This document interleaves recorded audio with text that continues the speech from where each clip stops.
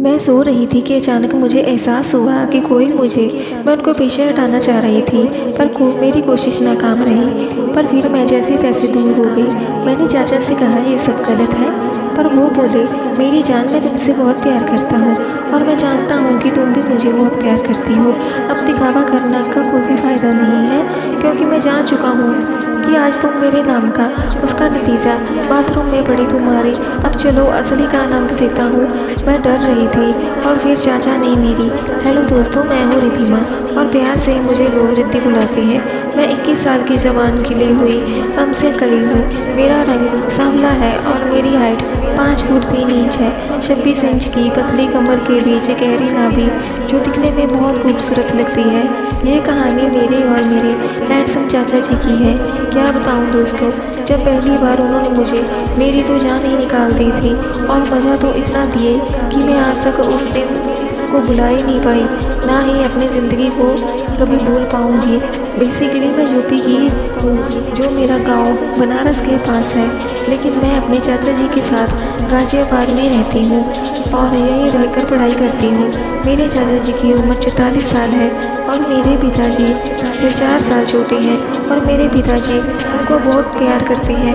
दोनों भाइयों के बीच बहुत ही गहरा दोस्ताना रिश्ता है। वे भाई कम और दोस्त ज़्यादा हैं। मेरे चाचा जी बहुत हंसमुख इंसान हैं। वो सभी को हंसकर बात करते हैं, किसी को भी डांटते नहीं हैं। वो प्राइवेट सेक्टर में जॉब करते हैं, लेकिन सैलरी लाखों में है। वो रोज़ जिम जाते हैं, इस वजह से बदन गठीला है और वो 30 के आसपास के लगते हैं। वैसे तो रंग थोड़ा डार्क है, लेकिन बहुत हैंडसम लगते हैं। एक दोस्त की तरह ट्रीट करते हैं। मेरी चाची करीब 2 साल पहले किसी बीमारी से गुजर गई थी। मेरे चाचा का एक लड़का जो कि 14 साल का है, लेकिन वो अपने नाना जी के पास मुंबई में रहता है। मेरी चाची के गुजर जाने के बाद मेरे पापा ने कहा कि रिद्धि को गाज़ियाबाद इसके चाचा जी के पास भेज देते हैं, जहाँ गाँव में अच्छा पढ़ा लिखा भी लेंगे और चाचा का भी ख्याल रखेगी। मेरी माँ मान गई और चाचा जी भी तैयार हो गए। गाँव से यहाँ का आबो हवा बिल्कुल अलग है। खुलापन ऐसा कि गाँव में ऐसे ही तो रोज़ मार कुटाई हो। लड़कियाँ छोटे छोटे कपड़े पहनकर घूमती हैं। यहाँ बॉय फ्रेंड के हाथों में से हाथ डालकर घूमती हैं। शुरुआत में ये मेरे लिए बिल्कुल सरप्राइजिंग था, लेकिन अब मैं गाज़ियाबादी हो गई हूँ। मुझे भी छोटे छोटे कपड़े पसंद आने लगे हैं। कुल मिलाकर मैं बिल्कुल चेंज हो गई हूँ। अब आते हैं मेन मुद्दे पर। दोस्तों, ये बात तब की है जब मैं गांव से गाज़ियाबाद आई, जो कि मेरे चाचा मुझसे दोस्त की तरह व्यवहार करते थे और उनका गठीला बदन देखकर मैं उनकी ओर धीरे धीरे आकर्षित होने लगी थी और वो मेरा बहुत ख्याल रखते थे। लगभग रोज़ ऑफिस से लौटते वक्त चॉकलेट, पिज़्ज़ा, बर्गर जैसी फास्ट फूड खाते थे। छुट्टियों के दिन हम घूमने चले जाते थे और मॉल में ब्रांडेड कपड़े की शॉपिंग करते थे। अब मैं सिर्फ ब्रांडेड कपड़े ही पहनने लगी थी, क्योंकि चाचा जी ने मुझे इसकी लत लगा दी थी। और चाचा जी के साथ जब बाइक बुलेट पर गाड़ी में घूमने जाती थी तो एक बॉयफ्रेंड या गर्लफ्रेंड की तरह रहती थी। हाथों में हाथ डालकर घूमना, हंसी मजाक सब कुछ। मैं और चाचा जी जब एक साथ होते थे तो लगता ही नहीं था कि हम बाप बेटी के रिश्ते जैसे हैं। इतने घुल मिल गए थे। धीरे धीरे हम दोनों ये एक दूसरे के प्रति आकर्षित होने लगे, एक दूसरे को पसंद करने लगे। चाचा जी का अपना 2 फ्लैट थे। चाचा जी के रूम में ही टीवी था। उनके रूम में बेड भी बहुत बड़ा था, तो हम अक्सर टीवी देखते और बेड पर ही सो जाया करते थे। अब मैं उनको गौर से देखा करती थी। मुझे ऐसे देखना अच्छा लगता था, खासकर जब वो बनियान उतार कर नहाकर वापस आते थे। उनका भी आकर्षण मेरी तरफ तेजी से बढ़ रहा था। वो अक्सर मेरी को घूर कर देखते थे और अब जब मैं उनकी तरफ देखने लगती थी तो वो शर्मा जाते थे। वो अब मुझे भरी नज़रों से घूर कर देखते थे। आखिर वो भी तो एक मर्द है, जवान मर्द जो औरत से काफ़ी समय से दूर हो, तो ये होना स्वाभाविक है। हम अक्सर हंसी मजाक में एक दूसरे को छेड़ते रहते थे। कभी वो किचन में मुझे पीछे से, तो कभी वो उनके साथ स्पर्श हुआ। मुझे बहुत अच्छा लगता था। मैं खुद चाह रही थी कि चाचा मेरे साथ। अब वो कभी कभी अनजाने में लेकिन जानबूझकर मेरी करते थे और कभी कभी मेरी। वो जब किचन में मुझे पीछे से तो अब अक्सर ऐसा होता था कि उनका हो जाता था। कई बार मेरी नज़रें उस पर पड़ती थी, वो भी शायद मुझे देखना चाहते थे। अब ये रोज़ का सिलसिला हो गया था। वो अक्सर मुझे पीछे से और मेरे कानों पर ले लेते थे और कहते, कैसी है मेरी गुड़िया। वो मुझे प्यार से गुड़िया बुलाते थे और तब उनका हो जाता था। एक दिन वो नहाकर बाथरूम में से बाहर आ रहे थे, तभी वो फिसल गए और फर्श पर गिर पड़े। उनका तौलिया खुल गया और वो बिल्कुल थे। फिर मैं दौड़कर गई और उनको सहारा देकर उठाया। वो उठते हुए तौलिया भी उठाए और एक हाथ से तौलिए से अपना छुपाने लगे और मैं सहारा देकर उन्हें बेडरूम में लेकर गई। उनके कमरे में और उनकी कोहनी पे कमर पर और उनकी कोहनी पे ज़बरदस्त चोट लग गई। फिर मैं उनको बेड पर लेटाया और वैसे जैसे तौलिया से अपने आप को ढके।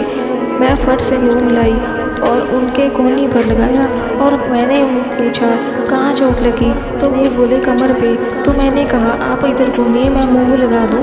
तो वो चादर खींचे और उसे ओढ़ लिए और घूम गए। मैं चादर उनके कमर तक हटाई और मुँह की मालिश। थोड़ी देर बाद उनको आराम मिला। पूरा दिन उनका मेरी आंखों के सामने घूमता रहा। मैंने मन में तरह तरह के ख्याल आने लगे।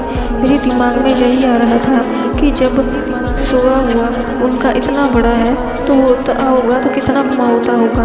मैं पूरा दिन यही सोच के पूरी हो चुकी थी, लेकिन चाचा की कोहनी का दर्द फिर से बढ़ने लगा। शाम के करीब 5 बजे थे तो उन्होंने अपने एक दोस्त को कॉल किया, तो तुम हॉस्पिटल सीधा आ जाओ, मैं टैक्सी लेकर पहुंचता हूँ।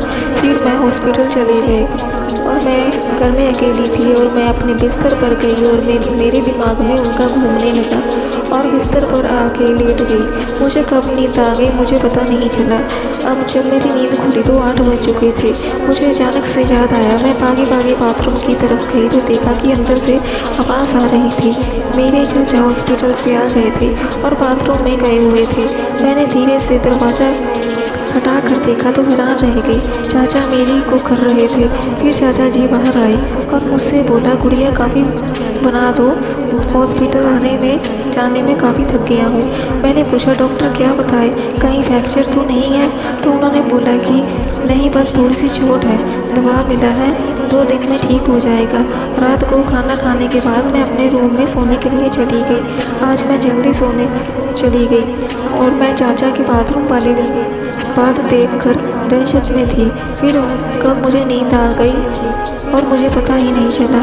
लेकिन फिर कुछ टाइम बाद मुझे ऐसा महसूस हुआ जैसे मेरे कि कोई कर रहा हो।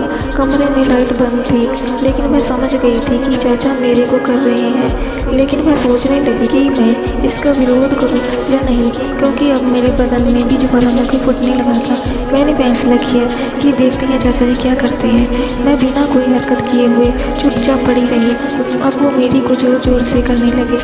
मुझे दर्द भी हो रहा था और मज़ा भी आ रहा था। इस कारण मैं अपनी बड़ी मुश्किल से संभाल पा रही थी। फिर मैं थोड़ा सा हिली तो उन्होंने अपने हाथ मेरे पीछे कर लिए, जिससे मुझे कुछ राहत महसूस हुई। पर मुझे नहीं पता था कि चाचा के मन में क्या चल रहा है। मैं चाचा की तरफ कमर करके लेट गई। फिर उन्होंने मेरी पर अपना हाथ रखा और लगे मैं बहकने लगी। मेरे चाचा जी नहीं रुके, वो अपना हिलाए जा रहे थे और साथ मेरी जा रहे थे। ऐसा करते करते उन्होंने अपना, शायद वो समझ चुके थे कि मैं जाग चुकी हूँ। फिर उन्होंने मेरा हाथ, मेरी धड़कनें तेज हो गई। मैं अपना हाथ हटाने लगी तो वो जोर, तब उनकी हिम्मत बढ़ गई और मेरे कान में आकर बोले, मेरी जान, मुझे पता है कि तू जाग गई है और मज़े ले रही है। अब सोने का नाटक बंद कर। मेरा तो जोश जैसे दिल की छाती से ही बाहर आ गया और मैं कांपने लगी। और जैसे ही मैं उनकी तरफ मुँह किया तो मैं उनके पीछे हटना चाह रही थी, पर मेरी कोशिश नाकाम रही। पर फिर मैं जैसे तैसे दूर हो गई। मैंने चाचा से कहा, ये सब गलत है, पर वो बोले, मेरी जान, मैं तुमसे बहुत प्यार करता हूँ और जानता हूँ कि मुझसे बहुत प्यार करती है। अब दिखावा करने की कोई ज़रूरत नहीं है, क्योंकि मैं जान चुका हूँ कि आज जो मेरे नाम कमा रही हो उसका नतीजा बाथरूम में पड़ी तुम्हारे। अब चलो असली का आनंद देता हूँ। मैं डर रही थी और ऐसे में चाचा जी की बन गई। इसके बाद मैं उनके साथ खुल गई और हम दोनों अब रोज करते हैं। कभी कभी तो चाचा जी मुझसे हार मानकर काफ़ी माफ़ी मांगते हैं कि अब बस बंद करो। तो हमें उम्मीद है कि आपको हमारी कहानियाँ पसंद आई होंगी और आप बेहतरीन कहानियाँ प्रदान करना जारी रखेंगे। ये कहानी काल्पनिक है, इसका वास्तव जीवन से कोई भी संबंध नहीं है। अगर ये कहानी किसी के साथ मेल खाती है तो मात्र एक संयोग कहा जाएगा। ये कहानी आपको कैसी लगी कमेंट